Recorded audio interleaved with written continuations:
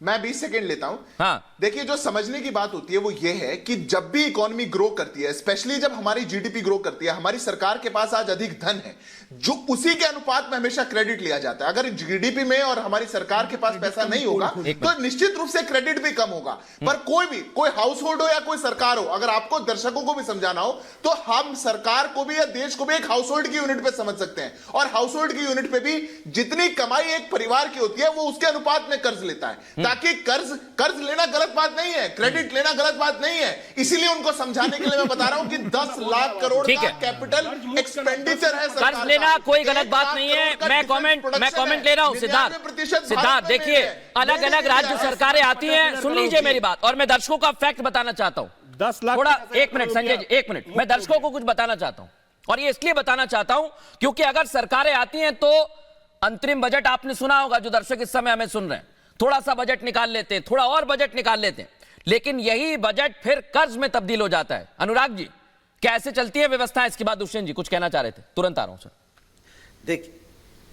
देखिए कितनी, अभिषेक इसके बाद तुरंत आ रहा हूं आपके पास। बीजेपी के प्रवक्ता कह रहे कर्ज लेना कोई बड़ी बात नहीं है। हाँ। तो मैं तो कह रहा हूं कोई बड़ी बात नहीं तो और कर्ज ले लो भैया, देश को कर्ज में डुबो दो। इनकी हालत तो है, कहते हैं ना, आपने सुना है ना कि तुम्हारी किताबों में गांव का रंग, एक मिनट सर, टोके मत। हाँ। या फाइलों के, तुम्हारी फाइलों में गांव का रंग जिसका पैसा ना हो उसके अनुपात में कर्ज लेना गलत बात नहीं है। अरे पर आप भदौरिया की जान करके भी नहीं मान रहे। सुन लीजिए, अच्छा सुन लीजिए, अनुराग जी कंप्लीट करिए। हाँ, आप बोल लो या हम बोल लें?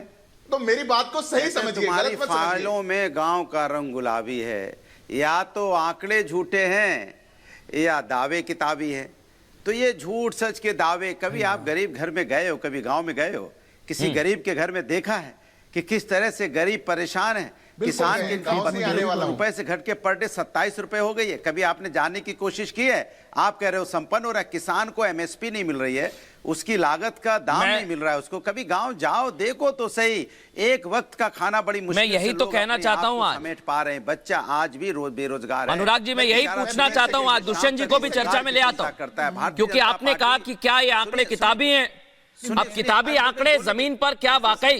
दुष्यंत जी, मैं इसलिए आपके पास आ रहा हूं, मैं आ रहा हूं। अनुराग जी सुनिए, अनुराग जी बड़ी देर से दुष्यंत जी वेट कर रहे हैं, तुरंत आऊंगा आपके पास में। आपकी शेरो शायरी सुनी मैं। झगड़ा नहीं करेगा उसके, आप बोलने नहीं दोगे? नहीं, झगड़ा तो कुछ कर ही नहीं रहा है, कोई नहीं कर रहा है अनुराग जी। मैं एक मिनट सर, मैं प्लीज आप रुकिए, मेरी बात सुनिए, मैं आपके पास आऊंगा, लेकिन पहले दुष्यंत जी बोल रहे हैं, बड़ी देर से को पहले कंप्लीट करने दीजिए। अनुराग जी हमारे बड़े भाई हैं, आदरणीय हैं, सम्मानित हैं। ये आज बड़ी बात कह दी आपने, बड़े भाई मतलब क्या 75-76 सीट दे रहे हैं वो? देखिए, ये हमारी आपस की बात है। नहीं, फिर आपने कैसे कहा बड़े भाई? बड़े भाई मतलब मैं तो नहीं समझ रहा हूं, क्या 76 सीट हो गई है फाइनल? अनुराग जी की बात को मैं बल देना चाहता हूं। अनुराग भदौरिया जी ने बहुत बड़ा मुद्दा उठाया है,